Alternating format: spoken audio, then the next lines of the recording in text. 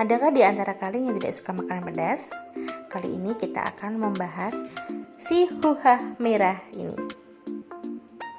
Hai, assalamualaikum warahmatullahi wabarakatuh. Kembali lagi di Serasa ID, sehat, waras, bahagia. Oke teman-teman semua yang berbahagia di rumah, kali ini saya akan kembali sharing video.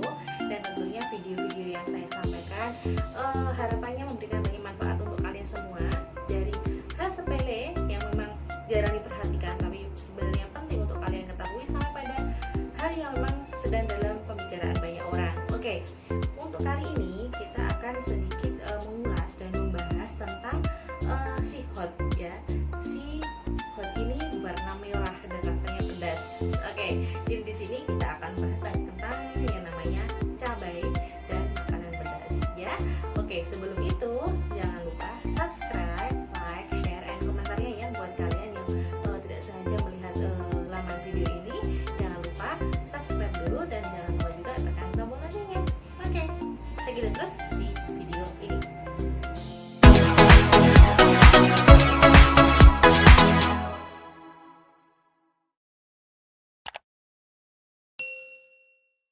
Untuk sebagian besar orang, makan makanan tanpa rasa cabai atau rasa pedas itu berasa makan sayur tanpa garam. Menurut kalian, ya enggak? Apalagi nih ya, Indonesia itu kan terkenal dengan keanekaragaman suku budaya beserta keanekaragaman kuliner yang khas dengan bumbu-bumbu rempahnya, bahkan beberapa ada yang berasa pedas. Oke, oleh karena itu sekarang kita akan mengulik fakta-fakta tentang si cabai dan rasa pedas dari makanan ini. Jadi pantengin terus ya. Oke, untuk kalian semuanya di rumah, jadi tadi di intro atau di awal video ini tadi sudah dipaparkan ya bahwa negara kita ini adalah negara yang beraneka ragam suku budaya dan juga tentunya beraneka ragam juga makanan. Dan teman-teman juga pasti tahu bahwa negara kita tuh khas dengan makanan yang berempah dan juga mungkin beberapa yang mengusung rasa pedas. Dan tidak mungkin nih bahwa di akhir-akhir ini sering sekali bermunculan produk-produk atau makanan-makanan basah juga yang mengusung tema rasa pedas ya, yang bakso setan lah, yang tempe jegler lah, apa yang istilahnya menggambarkan begitu pedasnya makanan tersebut untuk dikonsumsi. Dan juga mungkin kalau pada yang sering menonton yang vlogger-vlogger atau vlogger ya tentunya yang sering mengusung tema di kontennya tentang mukbang beraneka ragam makanan yang berbau dengan merah-merah pedas. Nah, di situ kan kalian akan mengetahuinya. Tapi di sini kita tidak akan membahas tentang makanan tersebut, tapi fakta-fakta apa saja yang kalian belum ketahui dan perlu kalian ketahui tentang si cabai merah dan makanan pedas ini. Jadi terus tonton video ini, jangan skip ya. Oke, buat teman-teman sekalian yang senang banget makan makanan pedas dan cabai-cabian ya, segala macam cabai. Nah, kalian harus ketahui dulu fakta-faktanya terkait dengan cabai atau si merah ini ya. Jadi kalian perlu ketahui bahwasanya bahwa di cabai ini yang menimbulkan rasa pedas di situ karena pengaruh dari senyawa yang namanya capsaicin. Nah, capsaicin ini mengaktifkan pelepasan suatu zat yang mengirimkan rasa sakit dan sensasi terbakar ketika kita sedang mengkonsumsi makanan pedas itu. Nah, selain itu, capsaicin ini juga menyebabkan sensasi terbakar ketika bersentuhan dengan kulit atau selaput lendir. Nah, ketika makanan pedas itu ada di mulut, si capsaicin ini itu akan melewati yang namanya indera perasa dan mengikat reseptor nyeri di sekitar di lidah, sekitar lidah ini. Nah, reseptor nyeri itulah yang disebut dengan TRPV1. Ini ya. Inilah yang dinamakan TRPV1 itu, kalian bisa lihat apa itu. Oke, jadi menurut Dr. Vivi Kumbari, Direktur Endoskopi Bariatrik Johns Hopkins Medicine di Baltimore, mengatakan bahwa lidah kita ini terdapat banyak ujung-ujung saraf, sehingga ketika capsaicin mengenai area tersebut maka terjadilah respon kimiawi antara ujung saraf dan mengirimkan sinyal kepada otak. Selain itu, capsaicin ini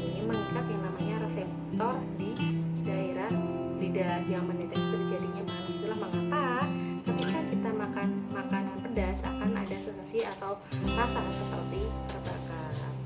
Jadi selama ini kita kan konsumsi makanan pedas ya, baik basah ataupun kering jenis makanannya. Tapi yang jelas yang perlu kalian ketahui adalah, nah ini, jadi sensasi kepedasan yang kita rasakan itu bukanlah sebuah rasa ya, melainkan sensasi nyeri dan panas yang dihasilkan karena reaksi kimia antara si capsaicin dan juga rasa. Oke, perlu diingat ya. Oke teman-teman semua, sebenarnya selama ini itu kita ditipu oleh yang namanya capsaicin. Nah, capsaicin itu sebenarnya telah membentuk otak ya. Nah, kita lihat fakta-faktanya. Yang pertama, oke, ada perubahan suhu di dalam tubuh kita, membuat lidah terbakar dan keringat kita bercucuran. Saat kepedasan terjadi ini, kita akan terengah-engah dan merasa keringat kita mengalir ya, tertahan di sekujur tubuh. Nah, hal ini berlangsung dalam waktu yang singkat karena sensasi nyeri dan panas yang terjadi dalam tubuh itu sebenarnya adalah reaksi kimia. Nah, perasaan ini itu sebenarnya akan dan setelah molekul capsaicin ini menempel dan berhenti untuk mengikat yang namanya reseptor. Oke? Fakta yang kedua, setelah menelan makanan pedas, capsaicin dapat melepaskan lebih banyak reseptor rasa sakit di tenggorokan. Nah, hal inilah yang menyebabkan rasa terbakar di daerah dada. Tapi hal ini juga bersifat sementara. Kemudian fakta yang ketiga, setelah turun ke perut, si makanan pedas ini itu juga bisa mempengaruhi paru-paru sehingga terjadi yang namanya cekukan. Nah, faktanya adalah capsaicin ini mengimitasi yang namanya otot pernafasan yang membantu kita dalam bernafas sehingga terjadi yang namanya kejang yang tidak disengaja atau cekukan itu tadi. Begitu.